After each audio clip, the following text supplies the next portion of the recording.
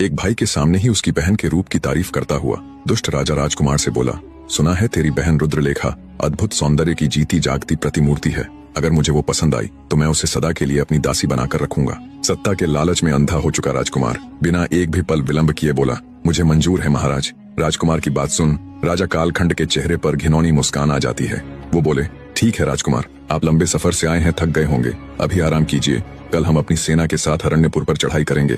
दुष्ट राजा की बात सुन राजकुमार रुद्रसेन खुशी खुशी विश्राम गृह में चला गया। अगले दिन सुबह सुबह ही राजा कालखंड अपनी भारी भरकम विशालकाय सेना को ले राजकुमार रुद्रसेन के साथ अरण्यपुर की ओर चल पड़ा।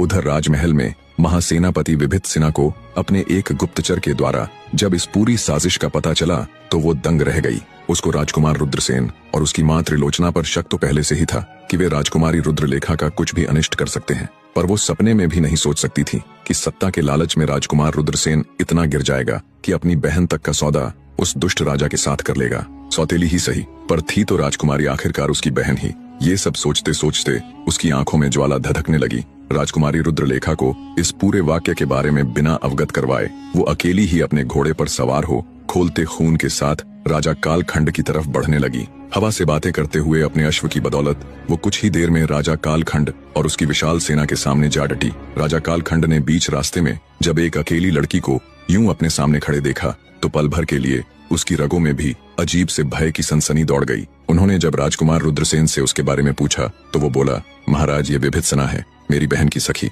इसे ही मेरी बहन ने अरण्यपुर राज्य की महासेनापति नियुक्त किया हुआ है। राजकुमार रुद्र की बात सुन घिनौनी हंसी हंसता हुआ राजा कालखंड बोला, इसकी मृत्यु इसे यहाँ खींच लाई। राजा कालखंड आगे कुछ कहता उससे पहले ही विभित्सिना दहाड़ती हुई बोली, पापी राजा, मेरी नहीं बल्कि तेरी मृत्यु ने आज तुझे यहाँ मेरे सामने ला खड़ा किया है। दुष्ट मनुष्य, आज तक पता नहीं तूने कितनी ही अबला नारियों की असमत लूटी है, कितने घर उजाड़े हैं। आज तेरे उन सभी पापों का अंत तेरी मृत्यु के साथ हो जाएगा। जैसे ही विभित्सिना के ये शब्द हवा में गूंजे क्षण भर के लिए पूरा मैदान मौन रह गया। सन्नाटे को तोड़ते हुए राजा कालखंड ने चीख कर आदेश दिया, कुचल दो इस 2 कोड़ी की सेनापति को। राजा का आदेश मिलते ही हजारों सैनिक भाले तलवार और गदा लेकर विभित्सिना की तरफ दौड़े। आंखों में दहकते अंगारों सी अग्नि लिए फुर्ती के साथ विभित्सिना भी उनकी तरफ दौड़ पड़ी। बने रहे।